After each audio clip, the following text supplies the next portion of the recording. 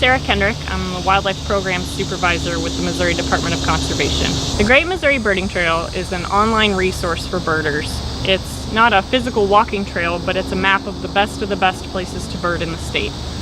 It's an online resource, so it has an interactive map where there are color-coded regions of the state, but you're not confined to any one region because all of the birding trail locations are all on one map. You can zoom in and out, and you can click on site descriptions for each of the stops on the trail. Each stop on the trail is a different conservation area or state park.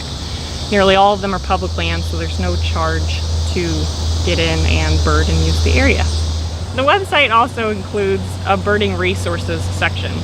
This section includes a diverse array of topics from how to begin birding, the type of equipment you'll need, how to learn to start identifying birds if you're brand new to the hobby. And these birding resources also includes how to make your backyard or your property more attractive to birds, how to get birds to come to your yard. It has information on birdhouses and bird feeders, and importantly, to plant native plants in your yard to attract birds as well as other wildlife. Beginning birding can be rather daunting because we have over 300 species that regularly move through the state in a given year through migration, and then birds that stay here for any one part of the year. So it can be really intimidating to know what you're looking for or looking at. So the how to get started birding tips include the size and shape of a bird, whether it's as large as an eagle or as small as a sparrow. It gives you some tips on the size and shape of the bird, the color of the bird, what type of things to look for in field markings, how to describe a bird to someone if you see something and you're not sure what it is. Just some tips and tricks so that if you spot a bird and you get your binoculars up to look at the bird, what to focus on. The website has an equipment page as well, which does focus mainly on binoculars and field guides. So binoculars, you can pay as little or as much as you want, but a really high quality pair of binoculars runs about $250 or $300, and a lot of companies these days include a fault-free warranty, which means that you can, even if you accidentally break your binoculars, they'll replace them for free for the rest of your life. So it's a really good investment. A really high quality pair of binoculars is one of the best investments you can make if you're interested in birding.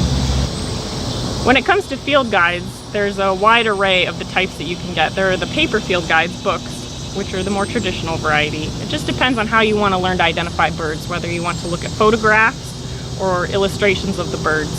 There are cheaper field guides you can get that just include backyard birds, but my personal recommendation is to get a field guide for the birds of eastern North America.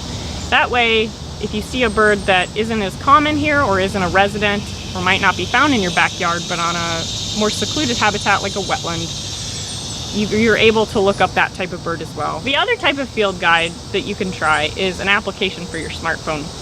Applications for smartphones are extra cool because they include the bird songs and calls that you might hear that a paper guide will not provide you.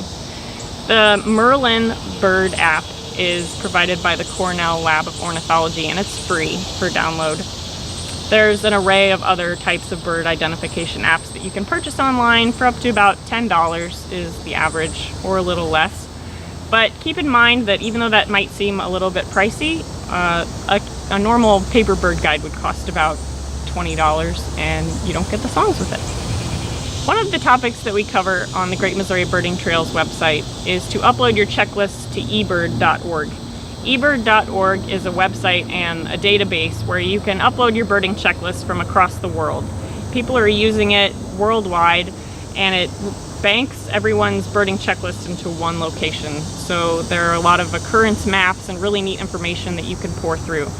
So say I want to go birding this coming Sunday at Eagle Bluffs Conservation Area. I can go to ebird.org and look up Eagle Bluffs because it's a birding hotspot.